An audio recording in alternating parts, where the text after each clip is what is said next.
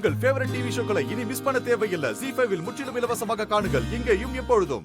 அம்மன் அருளால அந்த குழந்தைய நல்லபடியா தத்தெடுத்துட்டீங்க. அந்த குழந்தையும் இந்த வீட்டுக்கு வாரிசாயிடுச்சு. குழந்தை உங்க 2 பேருக்கும் மகளா மாறிடுச்சு. ஆனா நீ இன்னும் குழந்தைக்கு முழுசா அம்மாவா மாறல.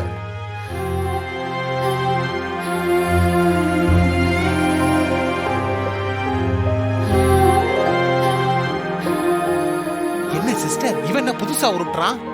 என்ன குருஜி சொல்றீங்க?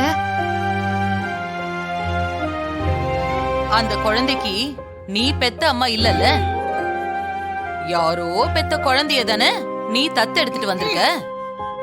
குருஜி அதத்தான் சொல்றாரு.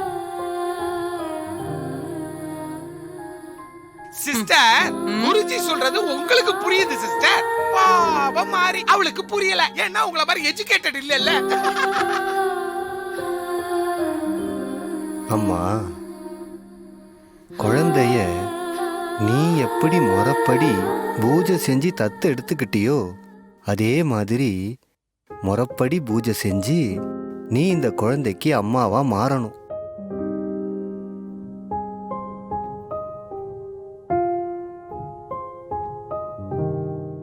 அப்பதான் உனக்கு தாய்ப்பால் சுரக்கும்.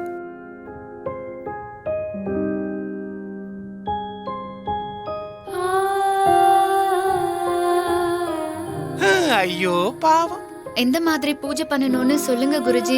அது எவ்வளவு கடுமையான பூஜையா இருந்தாலும் நான் பண்றேன். காமதேனு பூஜை பண்ணணும்.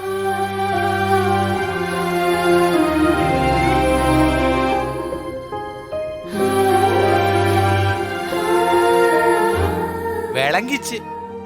காமதேனு பூஜைய எப்படி பண்ணணும் குருஜி? காமதேனு உருவத்தை கொண்டு வந்து அதுக்கு பாலபிஷேகம் செஞ்சு அந்த அபிஷேக பாலை குடிக்கணும். அப்படி குடிச்சா தாய்ப்பால் சுரக்கும்.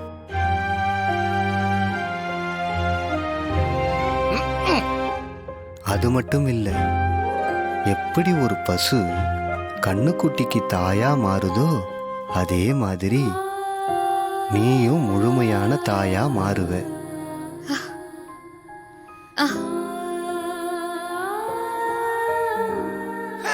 அடுத்த பூஜையை ஸ்டார்ட் பண்ணிட்டீங்களா? இது என்ன வீடா இல்ல மடமா?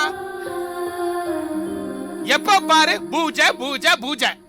என்னால முடியல சிஸ்டர். மாமா, மாப்ள, நான் ஒண்ணு தப்பா சொல்லல மாப்ள. வீட்ல பூஜை நடந்தா நல்லது தானே, அதத்தான் சொல்ல வந்தேன். குருஜி, நீங்க சொன்ன மாதிரி காமதேனு பூஜை பண்ணா மாரிக்கு பால் சுரக்குமா குருஜி? நம்பிக்கையோட செஞ்சா கண்டிப்பா கை மேல பலன் கிடைக்கும். மாறி, சொல்லுங்க குருஜி.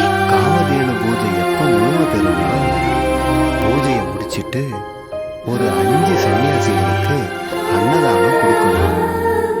அப்பதான் பூஜை முழுமை பெறும். சரிங்க குருஜி, அப்படியே பண்ணிடுறோம். நல்லது, நலம் உண்டாகட்டும். ம். ZEE5 ஆப்பை டவுன்லோட் செய்து அனைத்து எபிசோடுகளையும் இலவசமாக பாருங்க.